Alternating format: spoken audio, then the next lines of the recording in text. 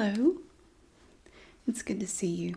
We are back to read some more of my story. We are on chapter 106, page 459 out of 780. Just if you're curious to know how far into it we are. I still have a bruise from a dental procedure over a week and a half ago. It's still here. It's taken forever to go away, but that's what that is. Okay. Christmas Day was hard with Grandma gone, but I enjoyed being able to spend the day with Grandpa, Richard, and Aiden. We didn't really have any gifts to exchange since we'd done it earlier, but we watched a couple of Christmas movies together, played in the snow, and roasted marshmallows over the fire pit in Grandpa's backyard. I'd always wanted to know what a made-for-TV Christmas was like, and that was the closest I'd ever come to having one. It was pretty cool. We stayed for dinner, and then Aiden and I drove back to my house. I grabbed a can of Diet Coke out of the refrigerator, popped it open, and flopped on the couch. Aiden sat down beside me. "What now?" I said. "It's not too terribly late." He didn't seem to hear me, so I cleared my throat and asked him if he was okay. "I'm fine," he said. "It's just... never mind." "What?" I didn't want to get into it with it being Christmas Day, but I've been thinking about what happened at Jerry's apartment yesterday. What did happen? I still have no memory of it. I was in the bedroom talking to Jerry. I should have known you needed my help. I was completely unaware of it. The fact that you can't remember any of it is very strange, too. What do we do about it? That's the $64,000 question.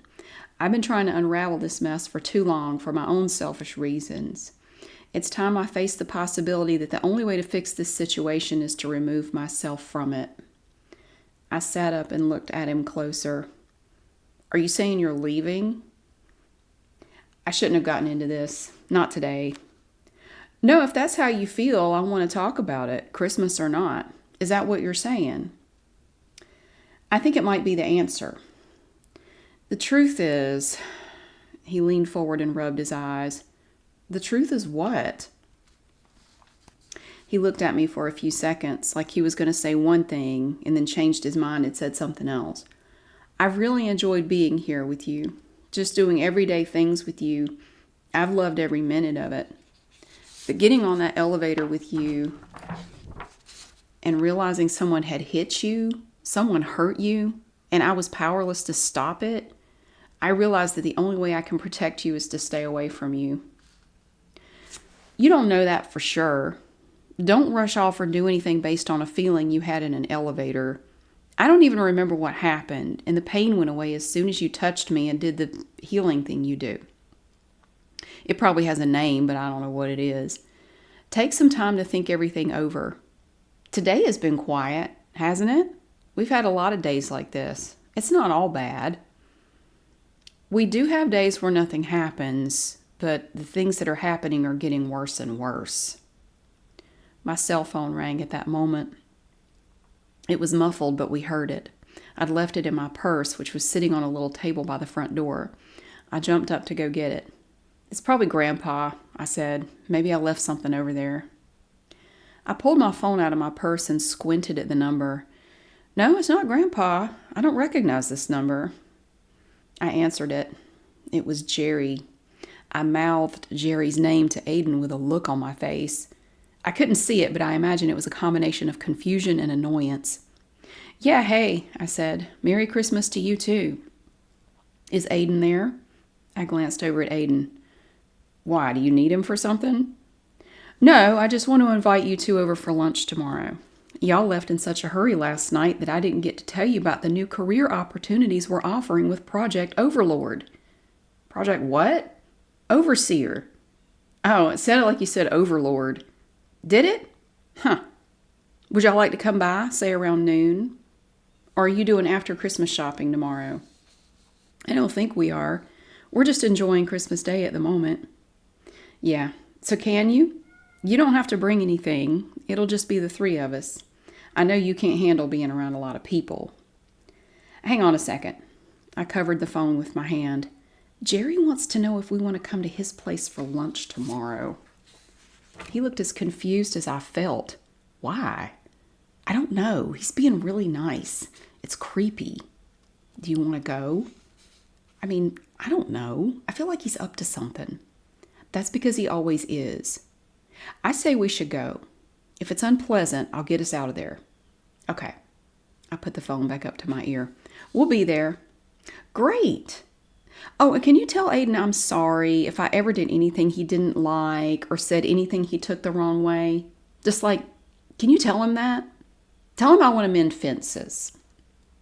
I looked at Aiden and sighed. Hang on. I moved the phone away from my mouth. Jerry says he's sorry if he ever did or said anything you didn't like. Something about mending fences. Ha! I'm sure that was genuine. Tell him it's all fine. I went back to Jerry on the phone. Aiden said it's all fine. Excellent. So if you would, I want y'all to meet me in the parking lot just north of my apartment building at noon tomorrow. The parking lot? Yeah, I got a new game to show you. Chapter 107. Aiden and Lydia arrived just before noon and parked in the underground parking deck of Jerry's building. They came out on the Friendly Avenue side and walked up Elm Street a short distance before hearing an odd thump sound and then a scream. They stopped where they stood, and Lydia grabbed Aiden's hand. What the hell was that? Lydia said in a harsh whisper. They heard a man shout, That counts! That's 2 points for Jerry! Aiden grunted. What's he up to? He muttered. Come on, let's go see. They approached the parking lot and found it empty of cars. Jerry had placed 2 trifold chairs in the middle of it, with a cooler on either side of the chairs like end tables. Jerry was leaning back with his feet up in one chair, and the other one was unoccupied. The Belmead parking deck was on the northern end of the parking lot, and a man was standing close to it, still in the parking lot, about 20 feet away from the south wall of the parking deck. As Aiden and Lydia got closer, they saw that the man had a large number 4 on his jacket. I know it's 2 points, Jerry called out to 4. Y'all ain't got shit on me, he yelled toward the parking deck. Aiden came up behind Jerry's chair and put a hand on his shoulder. Jerry jumped up, and a large cylindrical object clattered to the ground from his lap. He snatched it up and inspected it. I think it's okay, he said. Warn somebody the next time you're coming up behind them. These things are a bitch to fix. He held the item up for them to see. T-shirt cannon, Jerry said. See how it has this tube and this dial with the settings? A woman popped up on the second level of the parking deck. 2, 4 yelled. Get her! Jerry hefted the T-shirt cannon up and aimed at the woman. Shit, he said, lowering it. It's not loaded. He went to grab a T-shirt, rolled it up like a cylinder and shrink-wrapped, and dropped it down the tube. Before he could aim again, the woman had sunk back down below the concrete half wall. Damn it, you made me miss. That's 2 points for her, Forrest said. Jerry groaned. I know. Aiden held a hand up to get Jerry's attention. What did you call us here for? Why are we out here in this parking lot?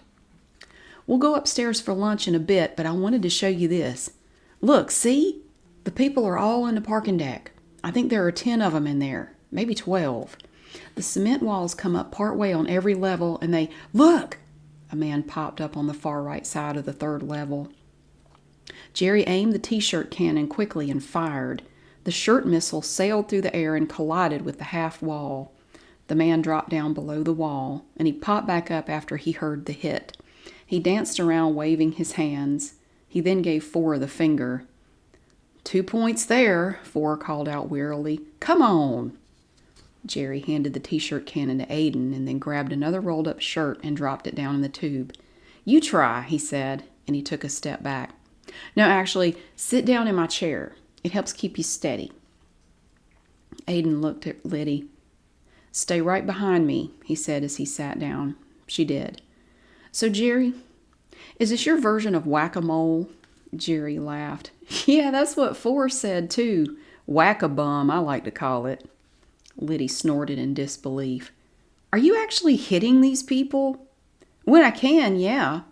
Jerry saw one of the people pop up, then go straight back down. That doesn't count, he shouted to 4. They have to stay up for at least 8 seconds, so they don't get any points for that. No flinching or covering the face either. Aiden, come on, man. Whoever has the t-shirt cannon has to be ready to shoot at all times. Pay attention. Aiden stared intently at the side of the parking deck, looking for people to pop up. While he was occupied, Fedra slipped up behind Lydia and stuffed a rag in her mouth. Lydia went limp instantly, and Fedra hefted her up over her shoulder. She touched Aiden gently on the back of the neck, and then walked south back toward Friendly Avenue with Lydia over her shoulder. A man popped up. Aiden aimed and then lowered the t-shirt cannon. He handed it back to Jerry. I'm not shooting anything at these people, he said. Why not? They want you to. Look, they signed waivers and everything. He pointed to a stack of papers under his chair, a flip-flop on top of them as a paperweight. Jerry saw a man pop up on the second level. He grabbed the t-shirt cannon from Aiden, aimed and fired, hitting the man in the face and knocking him backwards. That's 2 points for me, he called out. Y'all better be on your toes or I'll knock you on your ass. This bitch is set to stadium. He laughed and danced around in a circle before preparing the cannon to be fired again. This is ridiculous, Aiden said, getting up from the chair. He was about to say something to Lydia when he turned around and realized she wasn't there. He looked around the parking lot and up and down the street. Where's Lydia? Jerry stood there shrugging. She probably had to go upstairs and use the bathroom or something. Maybe she forgot something in the car. She'll be back. Aiden just stood there dazed. He felt the back of his neck. It was very warm to the touch and slightly damp and oily. Okay, she'll be back. Everything is okay. He then whispered, okay. I guess we'll go upstairs now, Jerry said. He waved to Ford to get his attention. We're breaking for lunch, he shouted across the parking lot. Tell everybody they've got 90 minutes, hour and a half. They can go get lunch at Jimmy John's and put it on my account, but make sure they know it's coming out of their pay. Keep the receipts. You're so generous, Aiden said. I can't help it. It's my charitable spirit. I see a need in my community and I just have to get involved. That's what Project Overlord is all about. Ford passed the message on to the players in the parking deck and then trotted back over to where Jerry and Aiden were standing. Should we leave the chairs and coolers out here? He asked. They'll be okay for a little while out here, Jerry said. I'll take the t-shirt cannon upstairs with me. I'm coming back down after I eat, so make sure everybody's back in an hour and a half. Aiden looked around again. I just wonder where she is. Jerry gave him a playful punch in the arm. Don't worry so much, he said. Wherever she is, I'm sure she's just fine.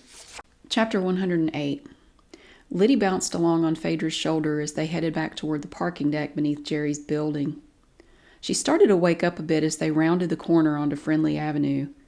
Ponytail, Lydia whispered. Bitch. Gotta love that impressive vocabulary you have there, Fedra said as she opened the door to the parking deck. She went through the door, and the door hit Lydia in the head when it swung shut. It's nice to finally be alone, Fedra said, taking a few steps and then standing Lydia back up on her own 2 feet. You and Aiden are practically joined at the hip most of the time these days. Lydia stood there, staring out just beyond Fedra's right shoulder. Fedra put her arm over Lydia's shoulder and started walking her toward Jerry's Humvee. This would be easier if I could just teleport you, but we'll do it the old-fashioned way, I guess. She opened the passenger door and helped Lydia climb up and get in the seat. Let's make sure you don't do anything too crazy. Reaching under the seat, she pulled out a zip tie, which she used to bind Lydia's hands together tightly at the wrists. She fastened Lydia's seatbelt before closing the door. Fedra then got in on the driver's side. Closing the door, she looked over at Lydia. Comfy? Lydia stared at her blankly and didn't respond. Good enough. Just as Fedra backed out and started to move away from the parking space, a man jumped in front of the vehicle and startled her. Where the hell did you come from? She said loudly, putting the Humvee in park and opening her door. Hey, it's... Lydia said quietly before trailing off. It was Denali, and he was moving fast toward Lydia's door. I should have known, he said, looking back at Fedra swiftly approaching him. How did I not... He almost had the door open to reach Lydia, but Fedra pulled him back and down onto the concrete floor of the parking deck. Lydia held her zip-tied hands up as if she was trying to let him see them, but Fedra had her foot on the side of his head on the ground, and his face was pointed away from the vehicle. "You almost made it," Fedra said. "Damn it, that was close." She looked around quickly and then pulled a sparkling length of chain out of her skirt pocket and bound his hands together at the wrists with it. He didn't resist and seemed to have lost the ability to speak. He hoisted his now lifeless body up over her shoulder, carried him to the back hatch, opened it up, and tossed him inside. She closed the hatch and wiped her hands on her dress before getting back in and heading for the exit. Chapter 109. Jerry and Aiden rode up in the elevator together. "I suppose you'll have someone come clean up your apartment soon," Aiden said. "Based on what I saw yesterday..." The doors opened and Aiden was shocked by what he saw. Everything was orderly, tidy, and beautiful. "Where's the wrestling ring?" Aiden said. "It's out of the way for now." "What, you thought I couldn't handle things? Have a little faith in me, man." Aiden looked toward the dining room. "Are we eating... Where are we having lunch?" "Yeah, in the dining room. I got everything set up. We have to wait." "For Lydia to show up?" Yeah. I don't think she's here after all, but she'll be here." "Why don't you come up on the roof and take a look at my most recent paintings? And check that one out up there." Jerry nodded at the painting he'd done of Aiden for the TV reporter. Aiden winced when he saw it. "I look like a Bond villain," he said. "I did that when the news people were here doing the story about me getting attacked, but they ended up not using it. Let's go up on the roof." They took the stairs up to the rooftop. The sun was shining brightly, and a gentle breeze moved the curtains around a large canopy under which Jerry had placed several easels to display his most recent paintings. Jerry grabbed 2 bottles of beer out of a nearby mini-fridge, popped them open, and handed one to Aiden. He held his up for a toast.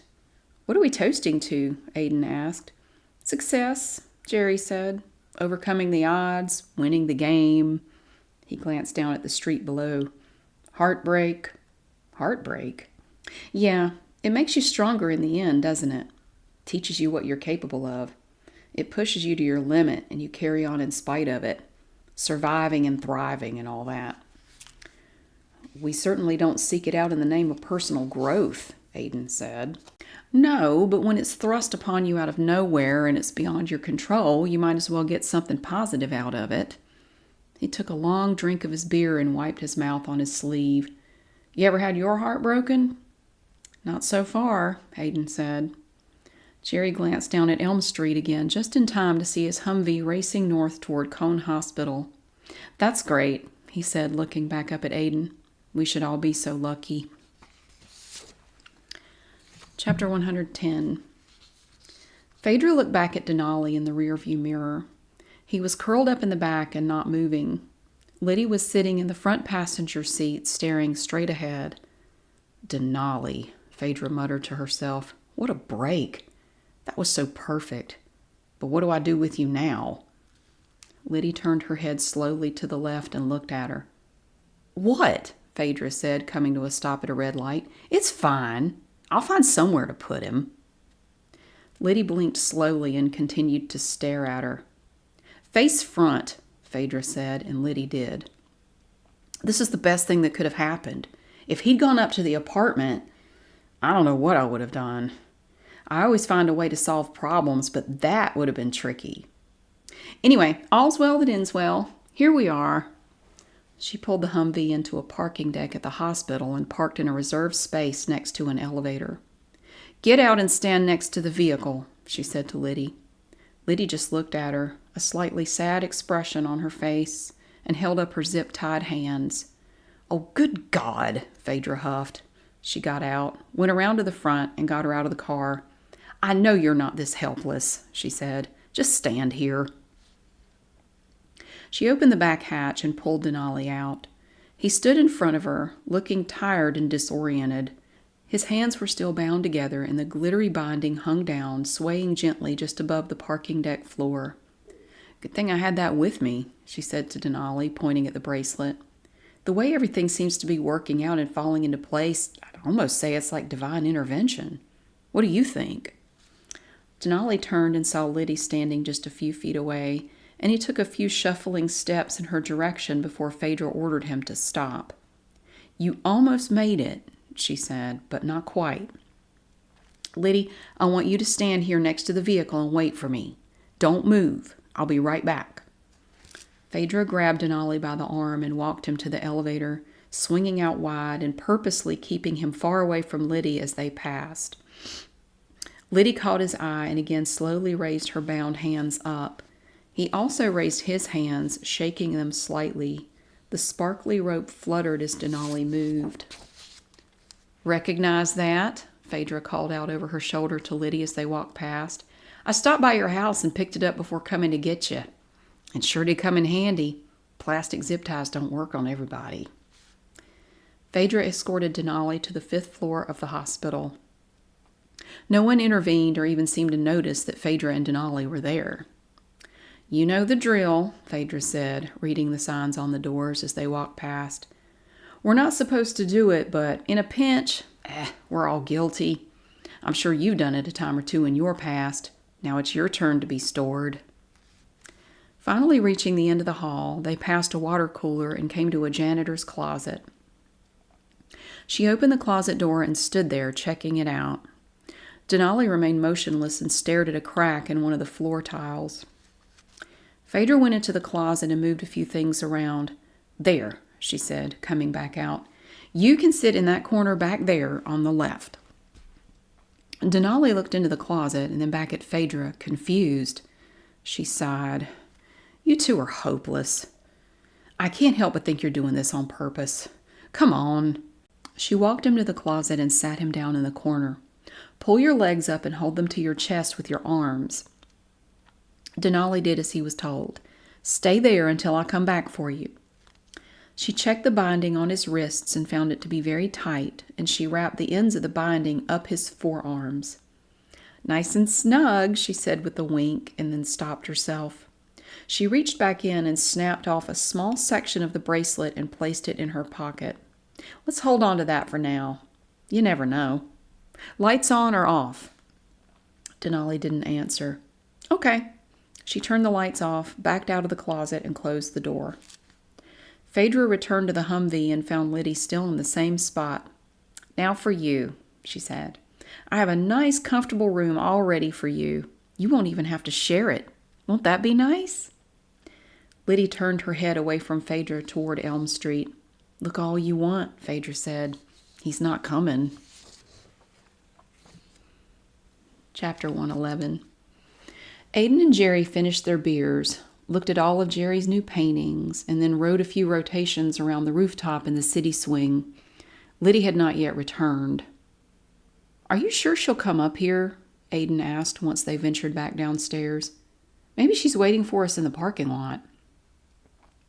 Jerry walked Aiden over to the north-facing exterior window and pointed downward.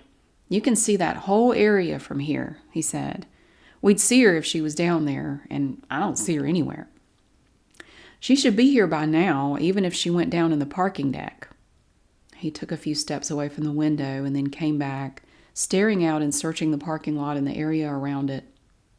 Are you okay? Jerry asked. You don't look so good. You know, I used to worry all the time back before I dumped Amber. I probably looked as bad then as you do now. All my stress was gone once I got rid of her. Maybe you should... I can't see her, Aiden said, still desperately scanning the area below. I can't see her. Jerry put a hand on Aiden's arm. Hey, man, calm down. She'll be here. You know how women are. They do shit like this all the time just to mess with us. It's mind games. They know we'll get worried, and some part of them likes that. They get off on it. That's why we've got to force ourselves. Aiden turned to Jerry and placed his hand over Jerry's mouth. I've wanted to say this to you for so long. Shut up, Jerry. You babble incessantly about things all day, every day, and it drives everyone around you insane. Just stop. Stop talking. He walked to the center of the room, paused and then turned back to face Jerry. Amber left you.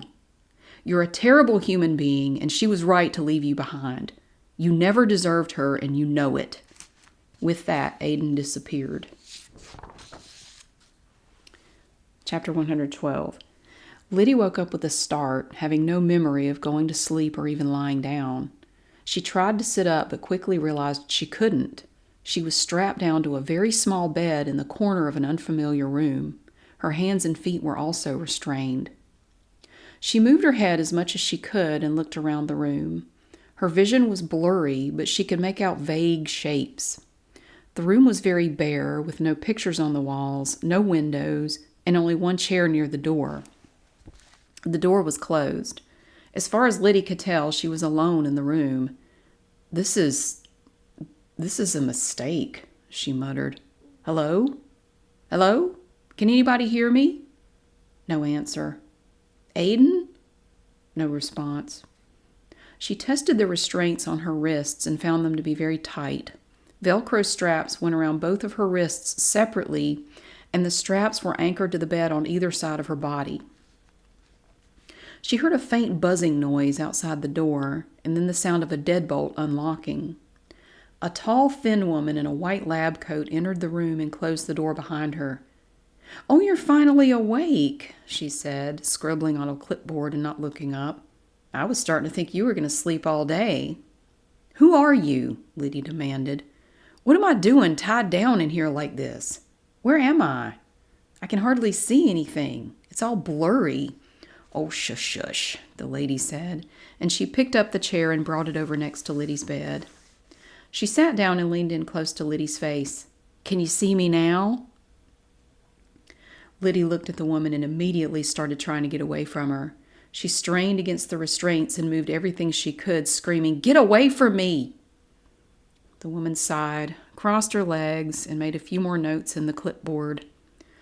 "Still no change." She looked at Lydia. "That's a shame." "It's you," Lydia said, still trying to get up. "I've seen you everywhere." "Everywhere? How is that possible?" "Think about what you're saying." "I don't know who you are, but you've been following me for months." "Lydia, why would I do that? Why would anyone do that? What's so special about you?" "I don't know, but you've definitely been following me. Get me out of here." The lady stood up and pulled a syringe and a small vial out of her lab coat pocket. She popped the lid and the seal off the vial and drew some of its contents up in the syringe. "We've never been formally introduced," she said, thumping the needle and squirting a bit of the liquid out. "My name is Fedra." Lydia tried to move away, but the restraints held her firmly in place. Fedra grabbed Lydia's arm, pushed up her sleeve, and jammed the needle into her upper arm, slowly pushing the plunger down.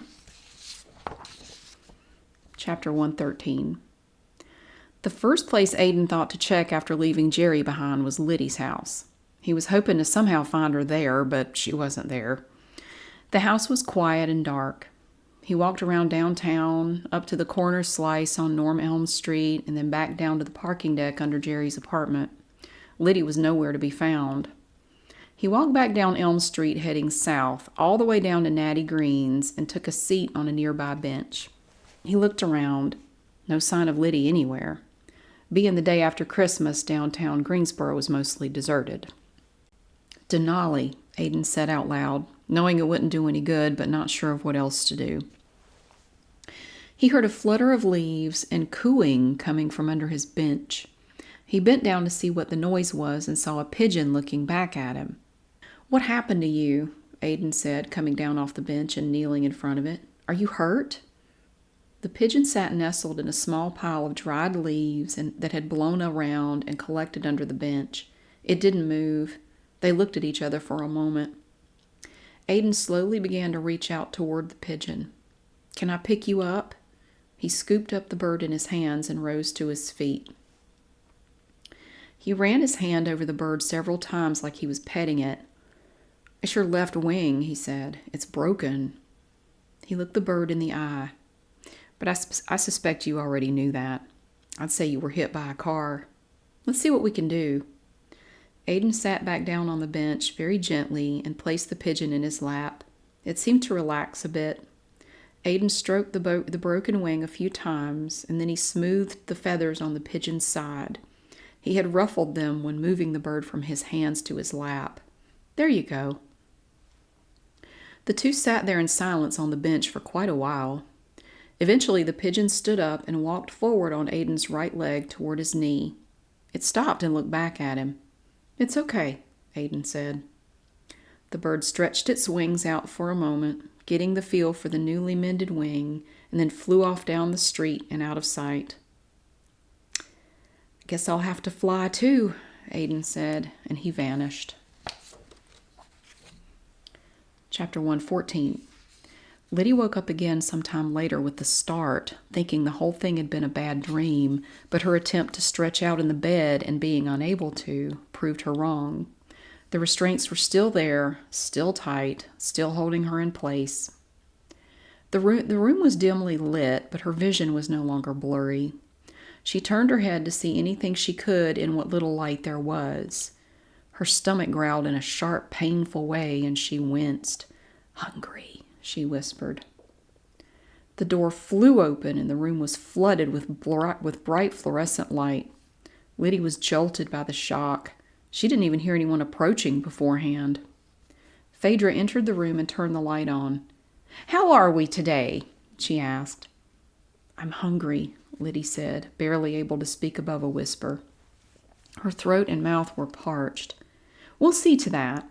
First, you need a visit to the toilet and a shower. We need to get you moving. Your first therapy appointment is in half an hour." "My what?" Fedra gave her a look of pity. "Liddy. Can I call you Liddy, or do you prefer Miss Roberts? You've never been married, have you?" "No, you can. That's what I have here in my notes," Fedra said, tapping on her clipboard with a pen. "Is it because you're so distant you can't let anybody get close to you? I mean, never mind. We'll discuss that in a session or two, maybe." Fedra released Liddy's restraints one by one, warning her that an attempt to flee or fight back would result in a consequence. She strongly advised against it. "Most patients here are taken care of by the staff," Fedra said, leading Lydia to her private bathroom after allowing her to stretch and regain her balance by the bedside. "You're a special case, though. I'll be taking care of you personally." "Special case of..." Lydia doubled over in a coughing fit before she could finish her thought. "Oh, now, let's not be overly dramatic. Here." Fedra took a paper cup off the counter in the bathroom and filled it halfway with tepid tap water. "Have a drink." Lydia gulped it down quickly and asked for more. "Maybe later," Fedra said. "Let's take care of the important stuff first." Fedra stripped Lydia's clothes off after letting her use the toilet, not alone, of course, and watched while Lydia took a shower. She had her put on hospital pajamas and gripper socks after she dried herself off. Fedra promised to launder her clothes and put them away for safekeeping, but she tossed them in the furnace later that night while Lydia was sleeping. Fedra led Lydia down a dark hallway to a tiny office with no windows. Lydia saw the name Dr. Daria Sparrow on the door. She cleared her throat several times before attempting to speak. "Is this somebody else's office?" "I beg your pardon? You said your name was Fedra." "When did I say that?" "Last night, or whenever it was you came into my room last. You gave me a shot of something after I said that I've seen you everywhere. And I have. I don't know who you are, but I've seen you all over the place, like you've been following me." Fedra rolled her eyes and pushed Lydia on into the office and closed the door behind the two of them. "If you keep talking like this, I'll have to give you another injection. Do you really prefer sleeping over sitting in here and talking a little bit?" "Are you saying there are certain things I'm not allowed to say or ask? I'll get punished?" "You're here because your thoughts are delusional. Delusional thoughts often lead to delusional actions. I was hoping that a little bit of rest would clear your head. Don't think of it as a punishment. Think of it as progress, healing. That's very important for you right now. Have a seat." "Do I have a choice?" Fedra pulled the vial out of her lab coat pocket and held it up where Lydia could see it. Lydia slumped down in the chair. Okay, but can I please have something to eat? I'm really hungry and thirsty. You can eat or drink any time you want. I don't know what you're waiting for. Fedra nodded to a tray of food and cartons of apple juice sitting on a little table beside Lydia's chair. Lydia jumped when she turned and saw it. That wasn't here when I came in the room. How'd you get it in here without me seeing it? It was actually there when we came in. You looked right at it and ignored it. I just assumed you didn't approve of my choices for your dinner this evening. Lydia turned and looked at the tray again. No, that definitely wasn't here when we walked in. I know because I noticed a little porcelain bear statue thing sitting there. There's no way this big-ass tray of food was here. Where'd the statue go? So you're saying... Fedra paused to write something on the clipboard. You're saying that you believe you saw a small porcelain statue of a bear on that table to your left when you first entered this room? Yeah, I'm not just saying I saw it, I did see it. There's a difference between what we perceive and what's actually there. Most people, most of the time, have no issue with discerning reality, separating fact from fiction. Every now and then, though, that ability breaks down. You, Lydia, have been dealing with that for quite some time. I don't... What are you saying? Are you saying I'm crazy or something? Oh, we don't use the word crazy. But you're saying there's something wrong with me. Saying there's something wrong with you carries too many negative connotations. Just say it. Quit with the bullshit. Why am I here? What are you doing? All right. You want candor? I'll be candid. It's probably a good time for it anyway. I have someone who needs to come see you. Lydia, you've been living in a fantasy world of your own making. You've convinced yourself that all manners of things are true that have no basis in reality whatsoever. Your brain has altered what you see and hear to reconcile everything to your perceived reality, and it's led to some pretty intense obsessions that have caused harm to other people. Harm to other people? How have I harmed anybody? Fedra crossed her legs and leaned forward slightly, placing the clipboard and pen on the desk behind her chair. You seem to have become obsessed with one person in particular to the point of stalking that person. The police had to get involved recently. Stalking? I've never stalked anybody in my life. Is that the way you see it? No, that's the way it is. Anybody will tell you that I keep to myself, and I'm certainly not going to invest my time and energy into following some other person around. You have to admit that your pattern of behavior has changed pretty drastically in the last few months. You say you keep to yourself, but that hasn't really been the case lately, has it? Lydia shifted in her seat and looked away. How would you know whether I've been keeping to myself or not? Have you been following me? I know you have. I've seen you multiple times in the last few months. Talk about somebody being a stalker. You're the stalker.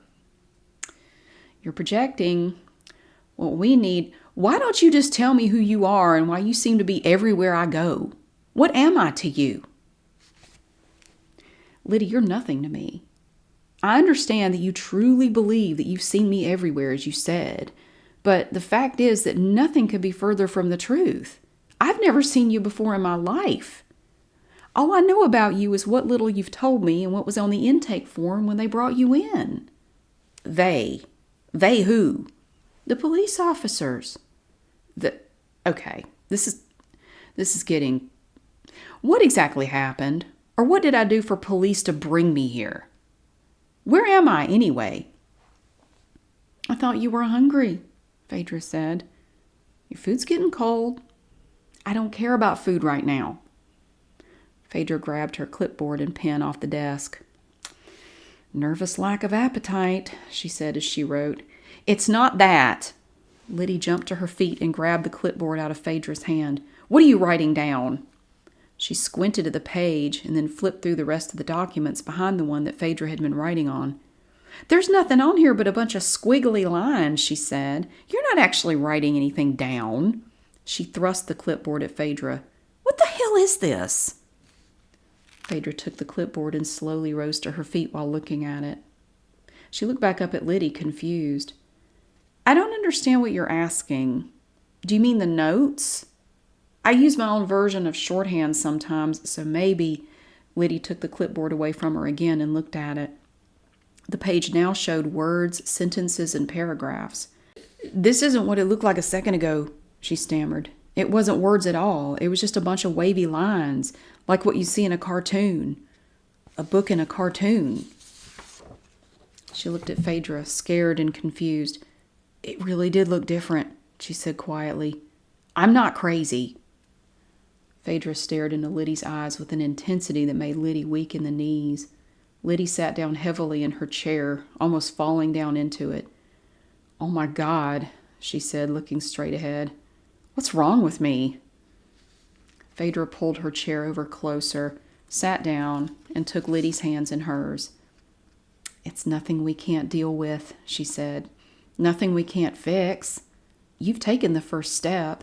Recognizing the issue and being able to vocalize it is tough, and I'm proud of you for that. Lydia's eyes filled with tears. What's wrong with me? You've just had a little break from reality, that's all. Now, I hate to switch gears so suddenly, but, she held up a finger, we're about to get a visitor, so we'll go through something really tough together. I'll be right here with you. Lydia heard a knock at the door. How did you know? Her voice trailed off. You can come in, Fedra said. The door opened, and two men were standing there, one of them in a police officer's uniform.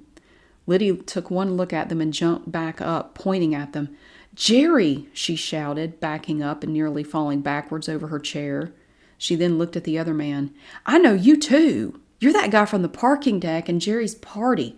You're no cop. Fedra grabbed her by the arm. Jerry and Four stepped into the room and closed the door. That's her, officer, Jerry said to Four. She's the one that's been stalking me and communicating threats. You liar, Lydia cried. She looked at all three of them, one to the next to the next. I've never communicated shit to you. You're all in on it. Let me out of here. Aiden, help me, please. Four approached and grabbed Lydia's other arm. I've got her, he said to Fedra. You're not handling this very well, Fedra said to Lydia, her face stern. You need to focus. This is the man you've been stalking, and this officer is here to take a statement now that Mr. McAvoy has positively identified you. She glanced back at Jerry. You know this man, don't you, Lydia? Of course I do, she said. He knows why. What do you mean by that? Fedra said. Let him tell you. Jerry, tell her about Aiden. You know, the deal you made with him to be what you are. And what is he? Fedra asked. The big shot. He went from a zero to a hero.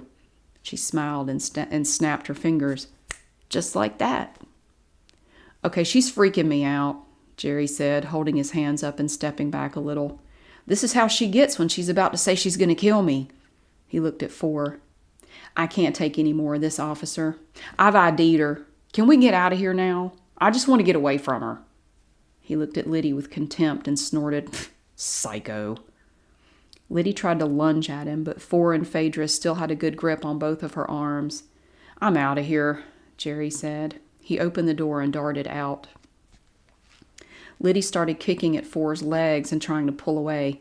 Hold her, Fedra said. Don't let her go. She grabbed the vial and tried to get the syringe, but Lydia elbowed the vial out of her hand. The vial fell to the floor and shattered. Fedra was fuming. Bitch! She grabbed Lydia by the throat, and for Lydia, everything went black. Chapter 115. With his options for travel severely limited, Aiden could think of nowhere to go other than back to the waiting room. He appeared there and found it to be surprisingly crowded. What's going on in here? He asked Claire, who was handling the front desk as usual. She glanced out at the people sitting around. A church burned down. He looked at her and raised an eyebrow. She held her deadpan expression as long as she could before a little smile broke through. I'm kidding. Sometimes it just gets busy in here. I don't always know why. People end up in here for a while and then move on. She didn't even bother to check her notebook. You don't have an appointment, do you? No. Has Denali been here? He was here not too long ago. He said he was coming to see you. He did, Aiden said with a sigh. I sent him away. Claire flopped her hands on her desk. What'd you do that for? He comes to see you and you send him away. Then you come here looking for him. What are you doing, Aiden? I have no idea. Well, it sounds to me like you need to figure it out. Aiden was about to respond when a very angry man stormed up to the desk. I've been waiting forever, he said, slamming his fist on the counter. Aiden took a step back. Claire looked at him, no expression on her face. Sir, my name is Frank. Okay, Frank. Frank, this is hell. Literal hell. Wait times will vary. Now go take your seat. Frank stomped off, muttering under his breath. He wouldn't be so eager if he knew where he was going, Claire said. She waved at Aiden to step in closer. I think it's high time you told me exactly what you've been up to, she said.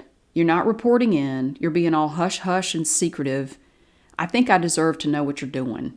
Honestly, my curiosity is killing me. What's going on, and why don't you want anybody to know about it? I really just came here to ask if you'd seen Denali. I did see him, and so did you, right before you sent him away. Now tell me. Aiden looked around and moved in even closer. I've been visiting a friend. A friend? Who? Does it matter? No, but tell me anyway, because I want to know. It's just somebody I knew in Dalton Fisher. The Faust guy? That one ended abruptly. She looked at him closer. So who'd you know there? Claire.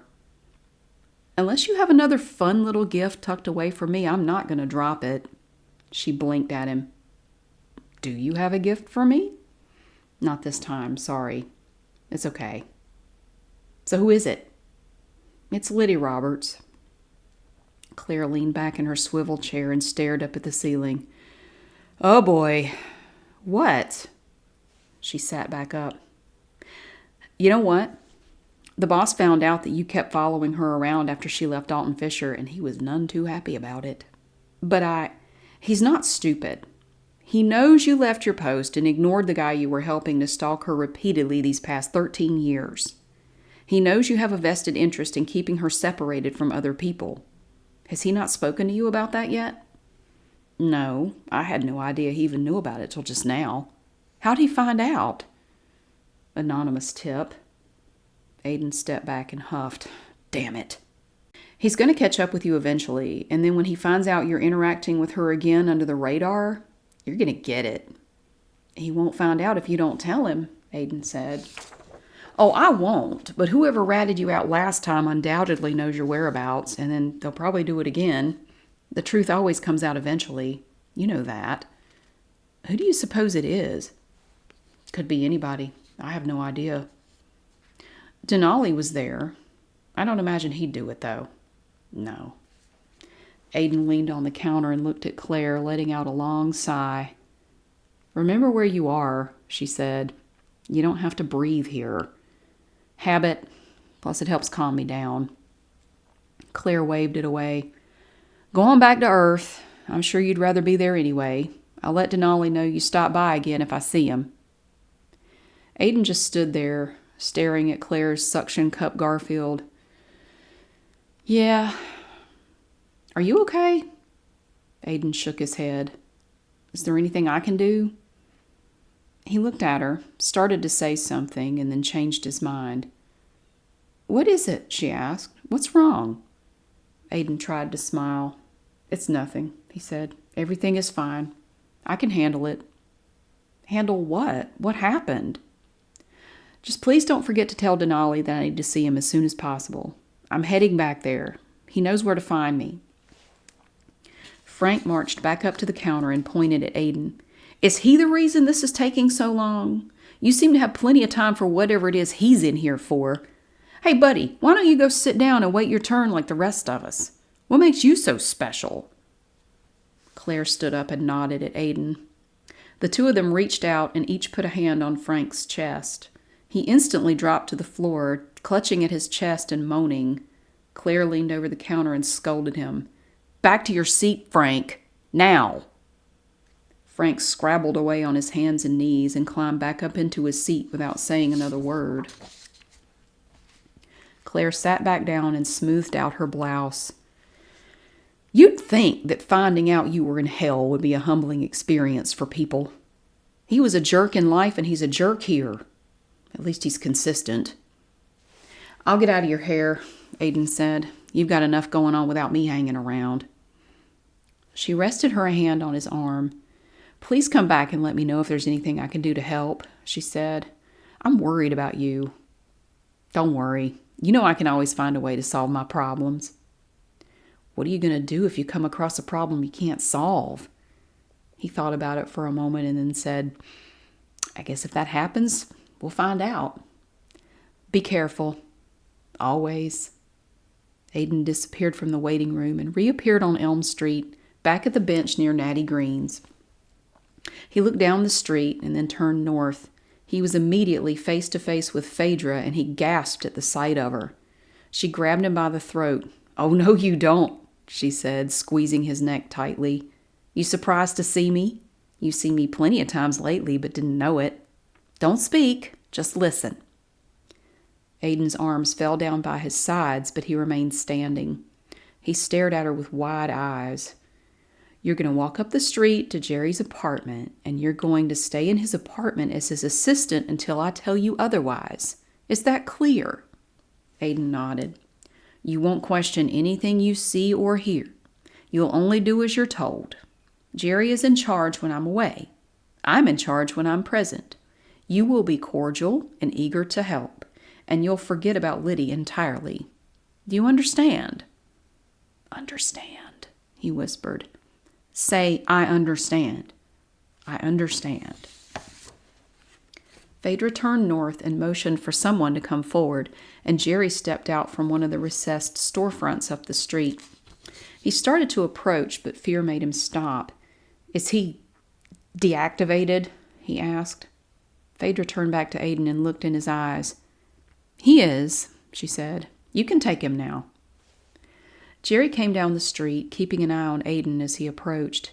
"He was pretty pissed the last time I saw him," he said to Fedra, still watching Aiden. "He's not going to wake up and turn on me, is he? Like when you're not around? You said you were going to be spending a lot of time with Lydia at the hospital." "He'll be fine," Fedra said. "Just treat him like Daniel and you won't have any problems." Jerry's eyes widened. "But Daniel's dead." No, forget what I said. Don't mention Lydia to him. Give him tasks to do and he'll comply, no problem."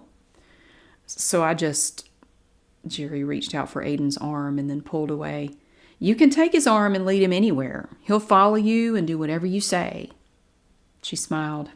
"Isn't that what you bargained for after all?" Jerry grabbed Aiden's arm, checked for a response, and then tugged the arm slightly. Fedra backed out of the way and Aiden took a step forward.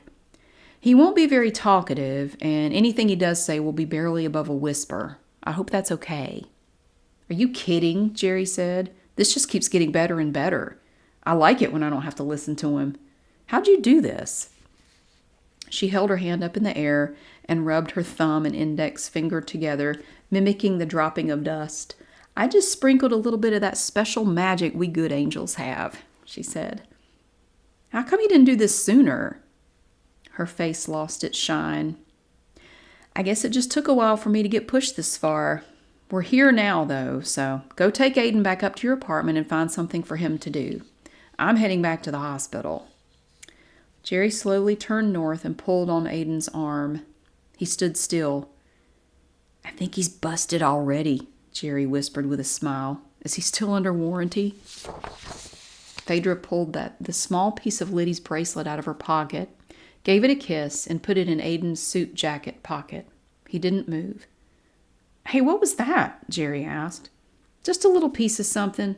It's very special. Don't touch it or remove it from his pocket. And don't take his jacket off him. It'll help keep him under control." "Oh, great, thanks. What are you planning to do with him?" Jerry looked up the street. up to the top of his apartment building and grinned. Maybe we'll test out my new bungee cords. Chapter 116. Fedra pulled Lydia out of bed for another therapy session after leaving Jerry and Aiden. They went once again to the office of Dr. Sparrow down the hall, and Fedra started asking questions right away. Lydia was still very groggy. We're going to start digging into the issue, Fedra said, crossing her legs and balancing her clipboard on her knee. You said last time that you're a loner and keep to yourself, and I pointed out that that hasn't been the case lately. You neither agreed nor disagreed when I said that. I'd like an answer as to whether or not you've been spending your time with one or more people in the last few months. Lydia leaned forward and rested her elbows on her knees. You choked me. That's correct. You're not the least bit sorry that you did it. You left me no choice. If anything, you should apologize for breaking my vial of sedative and forcing me to use an alternative means of restraint. I'm not sorry, and I'm not going to apologize to you. Fedra uncrossed her legs and appeared to ready herself for action. You're becoming upset and combative again. She patted her jacket pocket. All right. I don't want to lay in that bed anymore, tied down. We'll talk about whatever you want to talk about. Just quit jabbing me or choking me or whatever. Fine. Fedra got comfortable in her chair. Can you tell me about the person or people you've been spending time with? He's not a person. Oh, really? If he's not a person, what is he? You wouldn't believe me if I told you. Try me. Nobody knows this. I've never talked about it out loud before. Not with anybody but him. You're in the perfect place to unburden yourself. Anything you say to me will be confidential. You're safe here. You can be completely open and honest. I don't know that I feel comfortable enough to get super honest. It would depend on what you ask me, and I'm still not okay with any of this. You and Jerry and that other guy, I know all of y'all. I know you're up to something. Can you try to let go of that, at least for the duration of this one session with me, just for the next hour? I'll try, but it's not something I can turn on and off like a light switch. If you'll just say you'll try. You won't ever let me out of here if I don't cooperate, will you? No. Fine, Lydia said. I'll try. Okay, thank you. So, you were going to tell me about your friend? You promise you'll listen and not laugh. This is going to sound crazy. I know you don't like to use that word or whatever, but that's just what it's going to sound like. Crazy. Lydia, I promise. And trust me, I've heard it all in this little room. It would take, I suspect, far more to shock me than you think. So give it to me straight.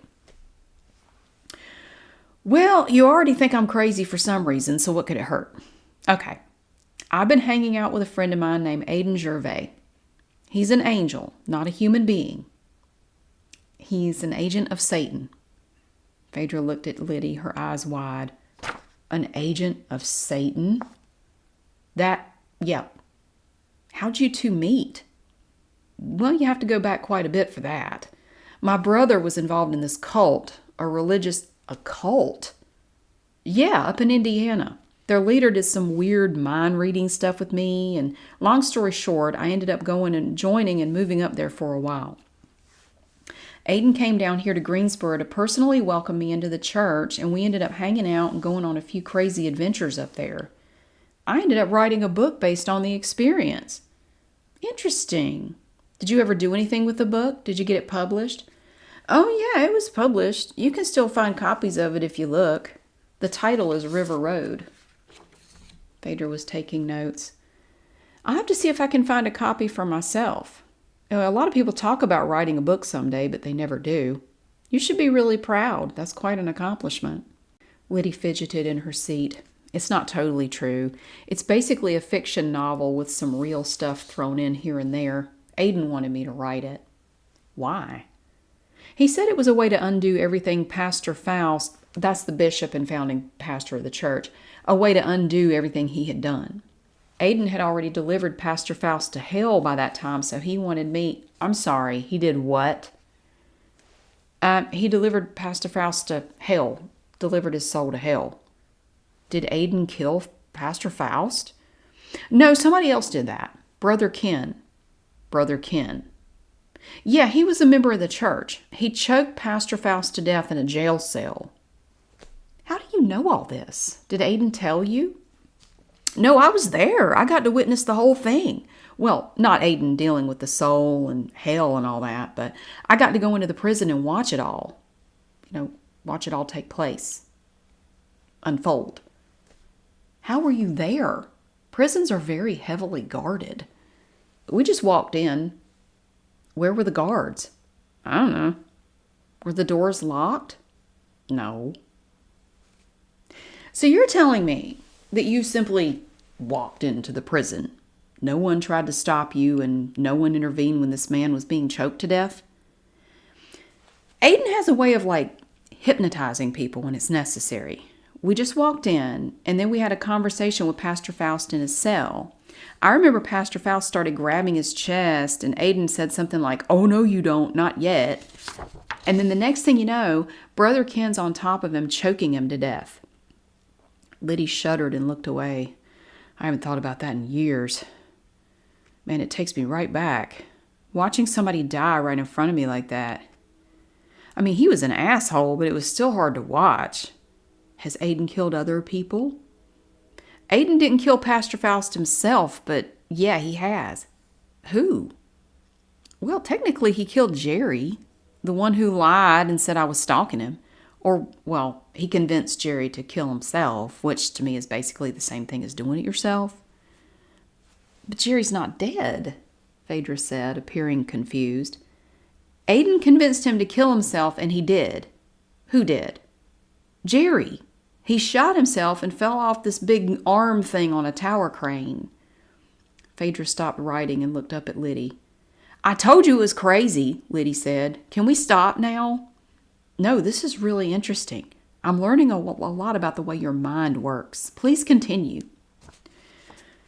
So Aiden and I met. Well, we officially met for the first time here in Greensboro. He came down here to introduce himself before I moved to Dalton Fisher in Indiana. Dalton Fisher is in Indiana, yes. I had all my other interactions with him back then in Indiana. Then 13 years went by after I left the church and moved back down here to North Carolina, and I didn't see him or hear a word out of him. He didn't come visit me even once. That's an awfully long time, Fedra said. Why do you suppose he stayed away for so long? Or did he tell you? He said that I needed time to get over everything that happened while I was in the church and I needed to get back to a normal life. But still, that's an awfully long time between visits. Well, that's what I said too. And now all of a sudden he's here and coming to see me all the time. It's just weird. I mean, I know he has work to do and can't just go wherever he wants, but he has work to do? Oh, yeah, Lydia said. Let me back up. See, he's like a salesman. He convinces people to sell their souls to the devil for whatever their dream is here on earth.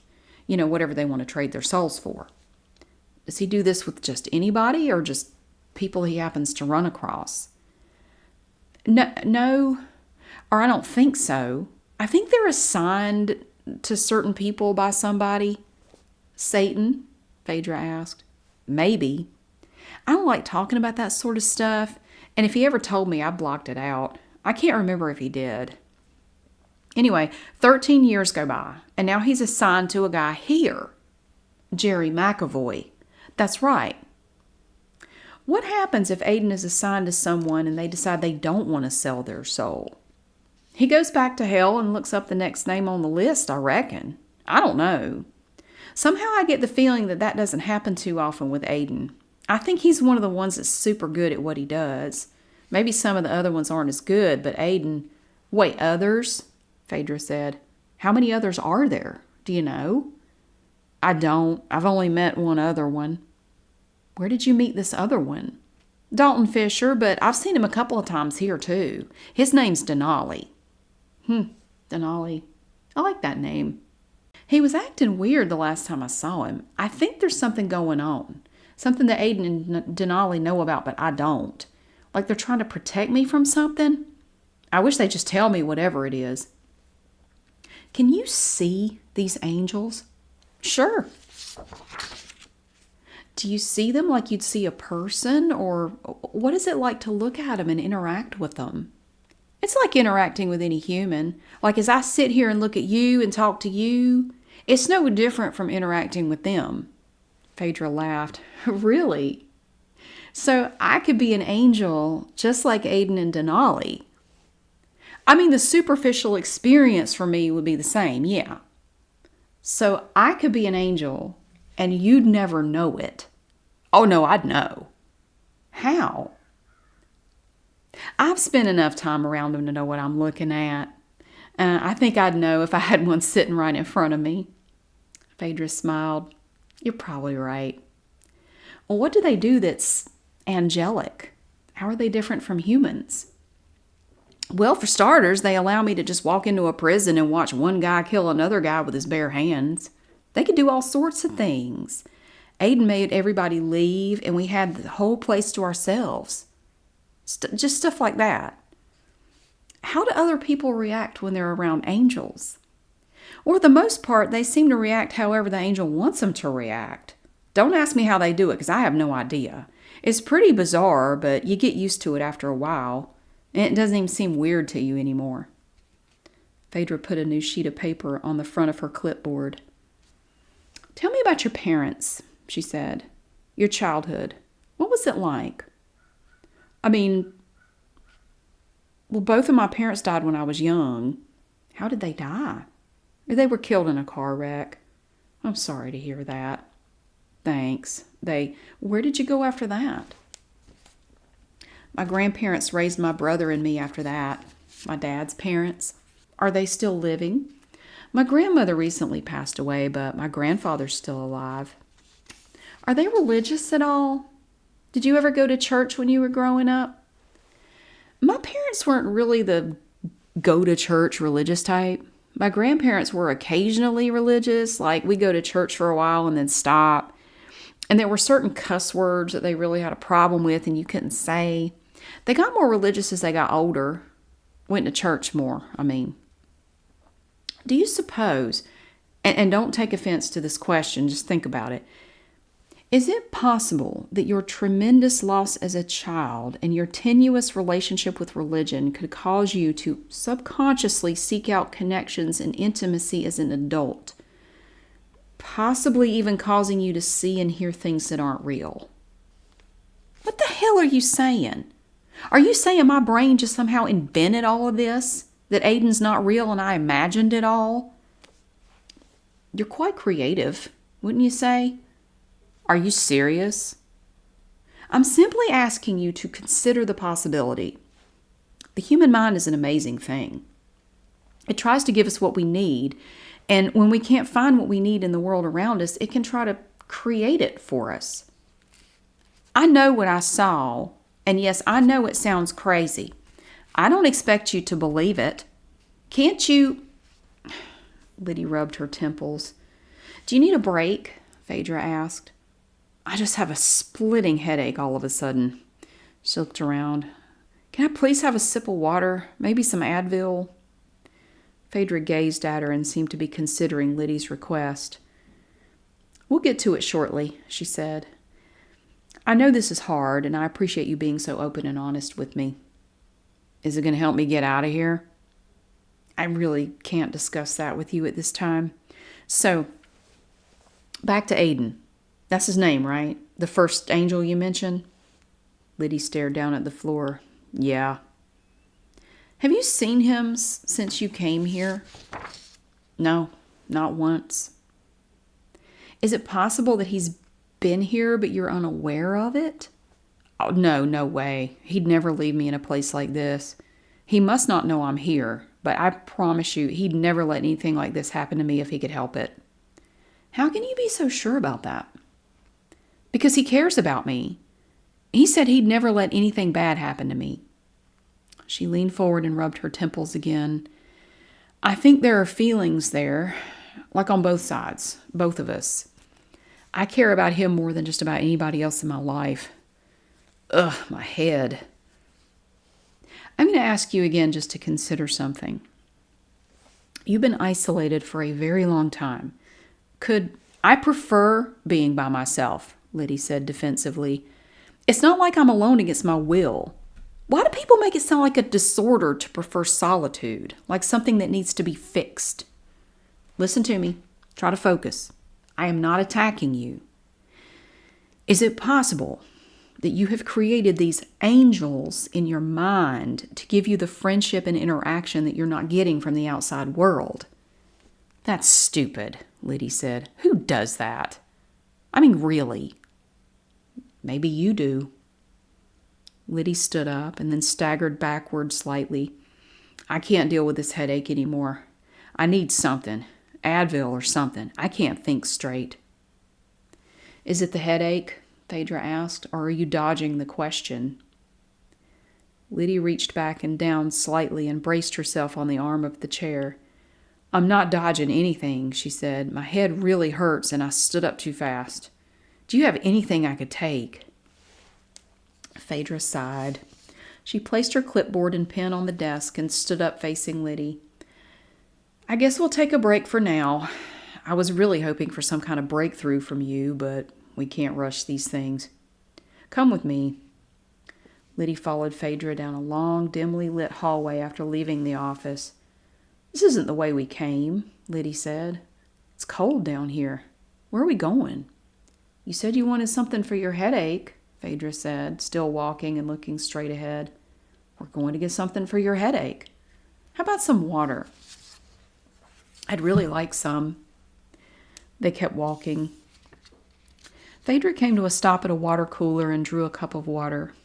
She handed it to Lydia. Let's keep going, she said. Save some of that for taking your pills.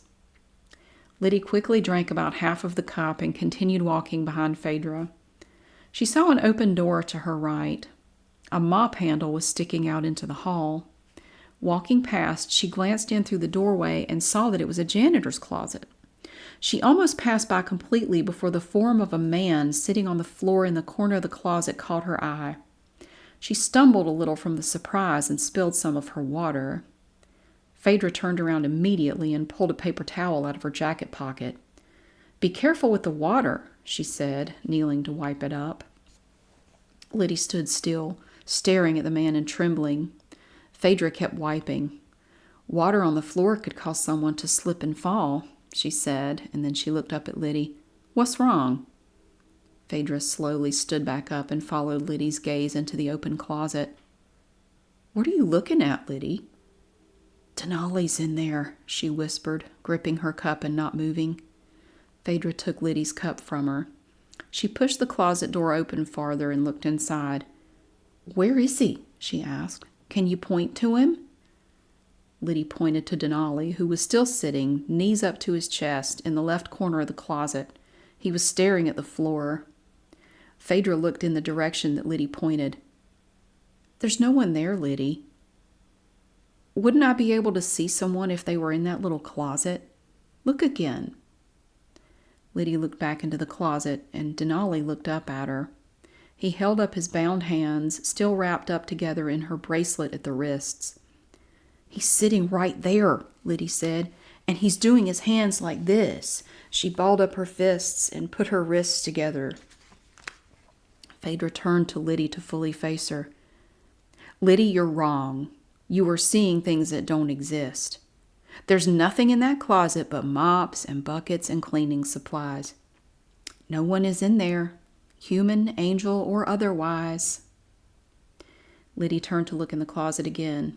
He's gone, she said, looking all around in the closet and up and down the hall. He disappeared. No, Fedra said. The truth is, he never existed to begin with. You've just taken the first step toward realizing that. She smiled. I'm so proud of you. He was in there, Lydia said, near tears. He was.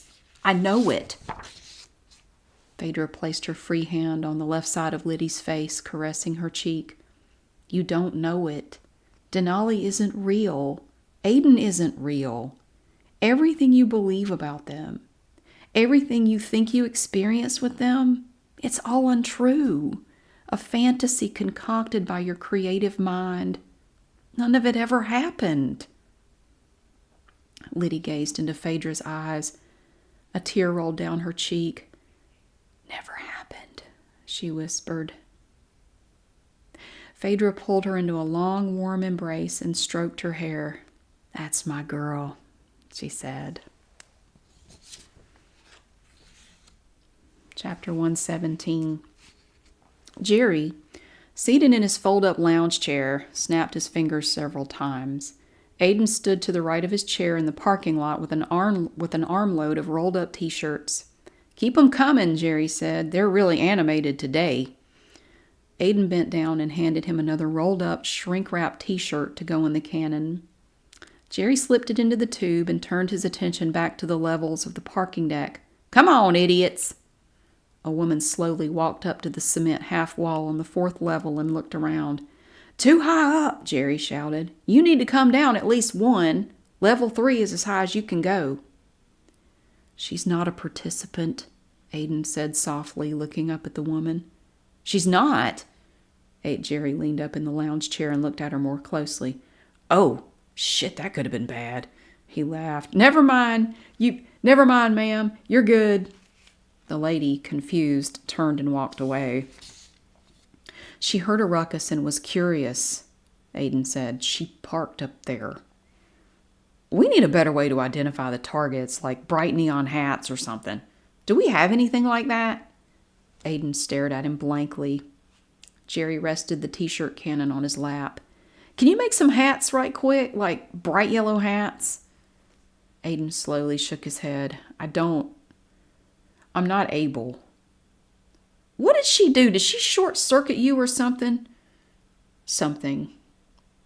Forget it. We'll get 4 to round everybody up and go back upstairs. 4! 4 came from around the right side of the parking deck with a lit cigarette between his fingers. I'm on a break. Holler for everybody to go back upstairs. Then I want you to go shopping for some neon hats. Some what? Hats. Neon hats, or maybe bandanas if you can't find any hats. I need to be able to tell which people to shoot at in the parking deck. People are coming back to work after Christmas and parking here again. I need to know which ones are hobos and which ones are office drones. He laughed.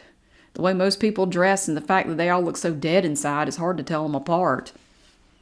4 finished his cigarette, flicked the butt away onto the ground, and called the players back down from the parking deck.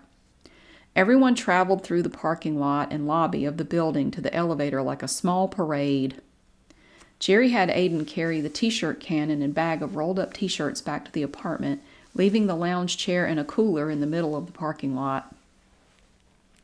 Jerry, Aiden, and 4 rode up first, and the players were instructed to wait for the elevator to come back down.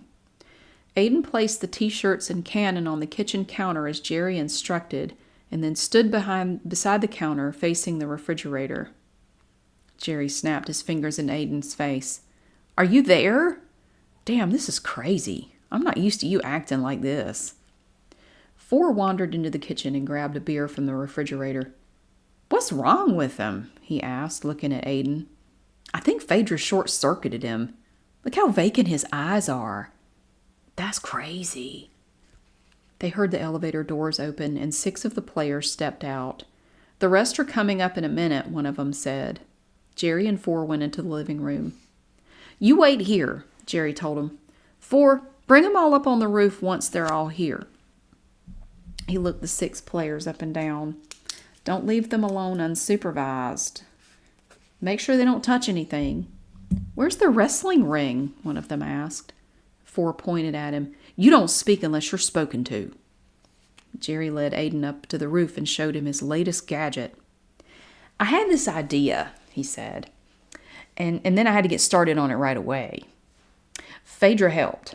She's always available when I need her, unlike some folks. He elbowed Aiden in the side, but got no reaction. Anyway, this big platform, you see it? It goes right up to the ledge, the very edge of the roof, right? And then there's a plank that juts out over the ground. It's got handrails on both sides. I'm not sure how far out it goes. It's for bungee jumping. You want to try it? Aiden whispered something that Jerry couldn't hear. What's that? I would prefer not to, Aiden said, only slightly louder than before. That's fine. The players are coming up here shortly. I bet they'll try it. He pulled a large wad of cash out of his pocket. This usually works as a convincer. 4 appeared a few minutes later with all of the players. They want to know when they can break for lunch, he said. Y'all can go to lunch after I show you my brand new game. You probably wouldn't want to try it on a full stomach. The players all watched as he talked. That was a joke, Jerry said. It's not funny without context, Aiden said, staring at a large barrel full of bungee cords nearby. Who asked you? Shut up. 4, I want you to leave one of the players here with me. Take the others over yonder to the far side, over past the storage where the painting stuff is. I don't want them to be able to see or hear what's going on over here, so turn on some music or something to keep them busy. Busy with what? 4 asked. There's nothing over there but a couple of busted pool floats and some bags of trash. Have them open the bags of trash and sort it then. I just want them preoccupied. One of the players scoffed at the idea. Jerry threw a $100 bill in his direction, and he scrambled to grab it before any of the other players could. Shameful, Aiden said softly. Jerry turned to him. You say something? Aiden looked him in the eye, more alert than before. You're planning, he said. It's shameful. This is awful. Jerry backed up a few steps. Are you waking up or coming back to life? Aiden stared at him for a long, uncomfortable moment before slowly shaking his head no. 4 did as he was told, choosing one willing man to stay behind with Jerry. He cranked up the music from the sound system near the pool as loud as it would go. The Bee Gees' song, Stayin' Alive, floated out and blanketed a small section of the atmosphere above the building. Aiden, hearing the song, looked up into the sky and smiled a little. Then he turned his attention back to Jerry. The man who agreed to try the new game was being fitted with a bungee cord around his ankles. Jerry fiddled with the cord, tying and untying it. I can't remember which of these holes the rabbit's supposed to go in, he said, frustrated. Aiden, come tie this thing for me. Are you good with knots? The player was starting to regret his decision to participate. Hey, man, he said, looking down at the bungee cord around his ankles, tied in a very questionable knot. Maybe you should get somebody else. Maybe I'm too heavy. Some of the others are a lot smaller. It's fine, Jerry said, standing up. Just stay still. Aiden, can you come help me? Aiden walked over and knelt down at the player's feet. He studied the bungee cord for a moment, untied it, and then loosely tied it in a single knot. He stood back up and looked at Jerry. Oh, hell no, the player said, and he stepped out of the cord and went to join the others. What are you doing? Jerry said to Aiden in a harsh whisper. What kind of stupid knot was that? How's that supposed to hold anything?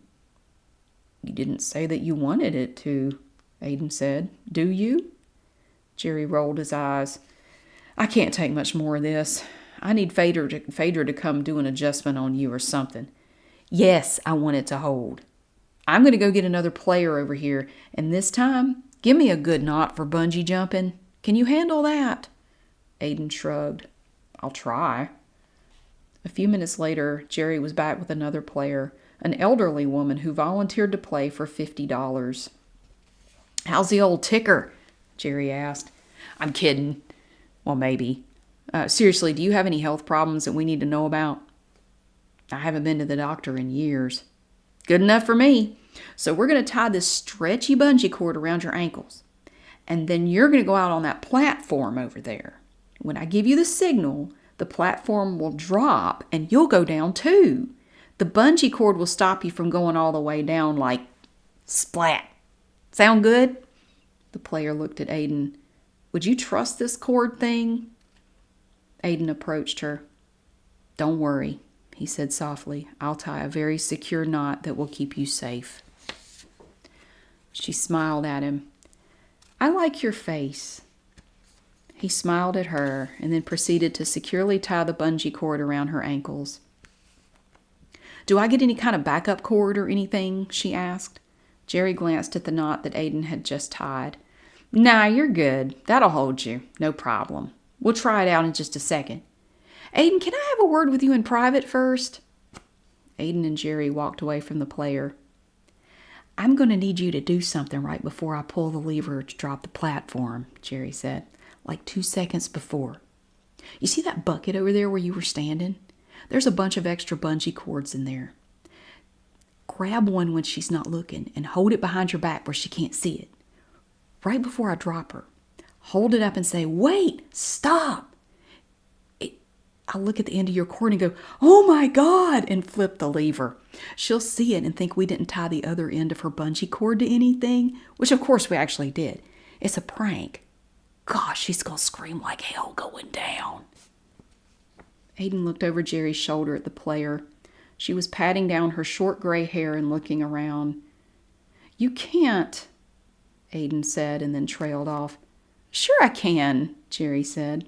"I can do anything I want, remember? Anyway, she's not literally gonna die. She'll just think she is for a few seconds, that's all. I can't wait to hear that scream. Do you think it'll have an echo?" I had 4 move the others away and turn up the music so they won't be able to see or hear it. I don't want to ruin the surprise when their turn comes. Are you ready?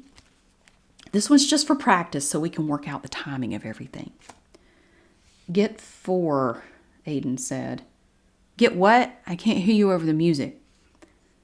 "Get 4 to do it," Aiden said, speaking a little louder. "Nah, I want you to do it. You enjoy ruining people's lives, so what's the problem with playing a little prank on a few of them? Come on." 4 came running over. "You're supposed to stay over there with the other players," Jerry said. "I know, but they're all saying they're really hungry and they want to know when they're getting their lunch break." "Tell them they're getting steak at Undercurrent after they take their turn playing the new game." "You're taking them to Undercurrent?" "No, you are. Go ahead and give them a call. They can make up box lunches and meet y'all at the back door." Jerry chuckled. "You damn sure can't take them inside."